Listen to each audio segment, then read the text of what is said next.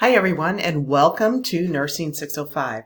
This is your first practicum in the manager's track, and I'm going to provide an overview of the course and give you a little bit of detail about how we're going to progress through the course. This is a very student-driven course, so you all will be on a very different schedule depending on where you're doing your practicum and how it works out with your schedule and your preceptor schedule as far as completing your practicum hours. So let's go ahead and get started. When we look at Nursing 605, the whole purpose of the course is to really take what you've learned throughout your master's curriculum and put it into practice, and to have that experiential learning to help you to really solidify what you've learned and see how it is in action. So the focus is really applying what you've learned so far in your practicum experience, and also to gain insight from those who are actively practicing in a role that you aspire to achieve, or something that will help you to develop your leadership acumen. So when we get started with the course, there's certain things that we have to do, and many of you have already been working on these things. That is establishing your preceptor and your practicum site. And part of it is we have to have the preceptor data and agreement form, and we also need to have the agency information form. So those are two of the biggies that we need to have in place for you to start your practicum, along with all the requirements with Castle Branch. And I do have information on Castle Branch, and if you have any questions as far as moving forward with the particular requirements, there is a resource number here.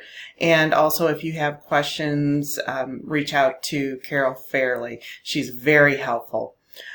So part of when we get started, it's also establishing this very unique practicum for you. And of course, we have course-based goals and objectives, but you are going to design your practicum as well. So you are going to design goals and objectives for your practicum experience along with your preceptor. Your preceptor will be a part of that, or your preceptor needs to at least approve your goals and objectives. So those are the get started points. Those are the 5 things as listed in the opening announcement that need to be in place before you get started with your actual practicum hours. So if you have any questions or concerns, please reach out to me. I'll be happy to help you. And I know I've worked with all of you already, so we're off to a really good start. So looking at the course itself, this is the announcement section, and there will be announcements made throughout the course itself. And the orientation section is right here, and this is where the orientation video that I'm completing right now will be included. And also there's a matrix for success and a written orientation as well if you prefer to do that. So just to show you the matrix for success, as we've already done the seminars in July, and we already talked about the practicum preparation, those things absolutely need to be completed by August the 31st. Let me know if there's any challenges that you're experiencing so that we can make sure that you get everything in place so that you can get off to a good start in your practicum. You will be doing a self-evaluation, and that will be due October the 23rd. And just keep in mind that the due dates for this course are very flexible, meaning this is the last date to submit the assignment. You can actually submit assignments ahead of time, and that's perfectly fine depending where you are on your practicum experience. So the change plan, the last date that it's due is November the 12th. Again, you can submit earlier than that, and you will also do 3 journal entries, and there's very detailed information on completing the journal entries and guidance. So make sure that you read that and are very familiar with that as well.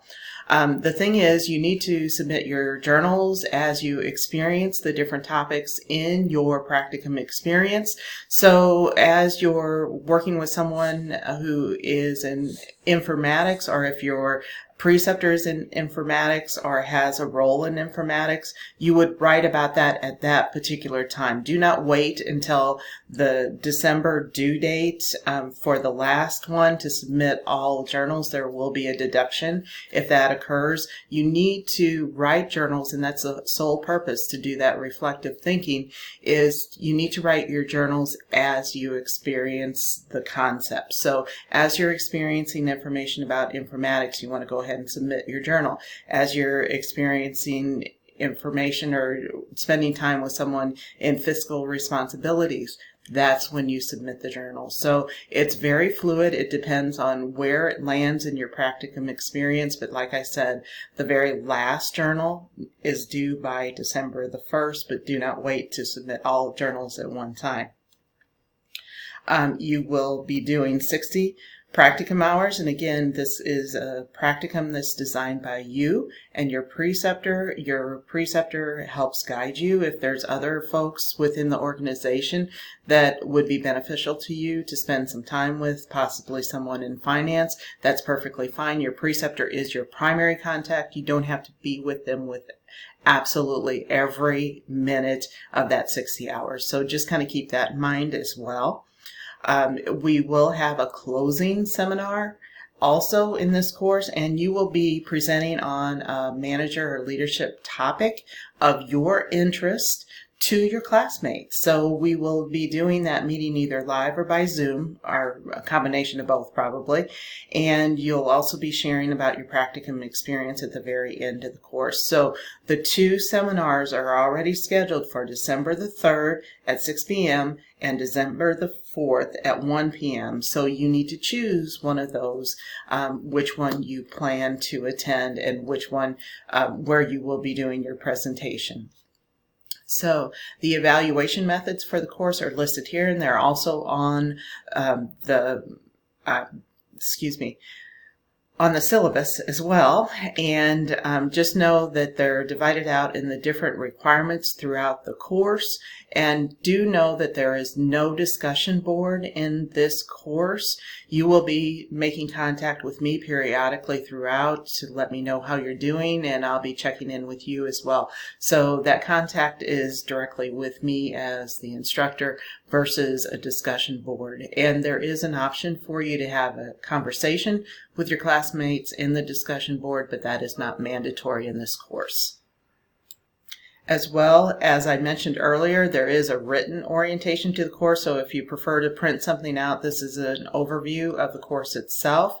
So just know that that is available in the orientation section of the course too.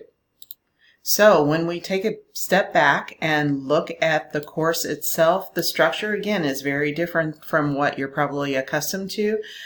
You will have this syllabus is also uploaded in the course, so just know that it's here. I do have office hours. However, I'm going to make those office hours dependent on what your schedule is. So if you want to have a conversation, we can most certainly set up either a phone conversation or a Zoom conversation, but it's basically on an as-needed basis, not necessarily at a specific time during the week, because it really doesn't work for students very well when I do that. So I want to make sure that I'm able to meet your scheduling needs. So just let me know if you want to have a conversation, and we can most certainly do so.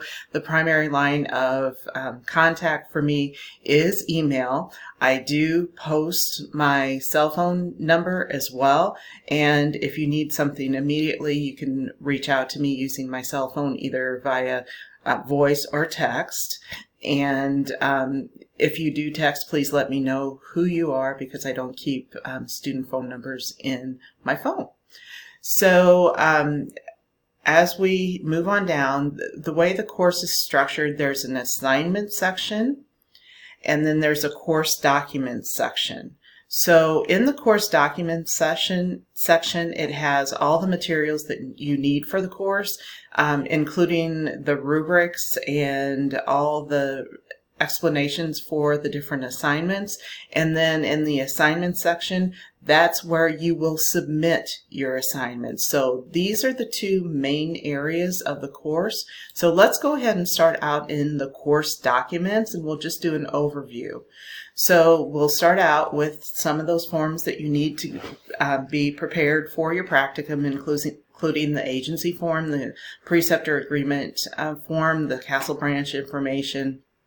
This is the preceptor packet that I provide to your preceptor, and I do contact all preceptors just to kind of talk through the course itself and to see if they have any questions and to give them my contact information. This is where you will establish your goals and objectives, and the rubric is located here along with some guidance in writing SMART objectives. Your self-evaluation, again, the rubric is right here, and I will be putting in videos, an overview of each one of the rubrics after I complete the orientation video. You will also be doing a change plan, and the change plan rubric is here along with some guidance, as well as this is a list of the possible seminar topics, and just because a topic isn't on the list and you have an interest, you can probably do that topic, but just let me know first. This is where you can just kind of take a look as far as the different topics that have been done in the past, and they may give you some ideas, and really focus on making sure that it's a topic that you're very interested in and that will help you to build your leadership skills as well. So this is the rubric for your closing seminar presentation, and here's the criteria for the journals as well as the grading criteria with the 3 topics for the journals as well, and I spoke to that as we talked through the matrix. This is the student evaluation and the preceptor evaluation of the student, so you will be evaluating the practicum site and your preceptor will be evaluating you.